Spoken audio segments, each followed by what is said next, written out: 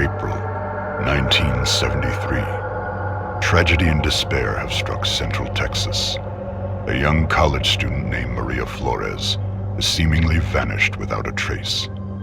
She was last seen near the town of Newt more than 2 weeks ago, but with no physical evidence, the investigation has stalled.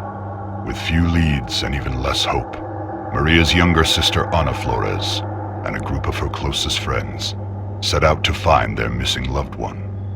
But any grief or sadness caused by Maria's disappearance would pale in comparison to the agony and despair they would soon discover.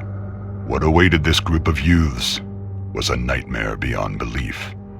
The events surrounding Maria's disappearance would be just one of the many bizarre crimes later known as the Texas Chainsaw Massacre.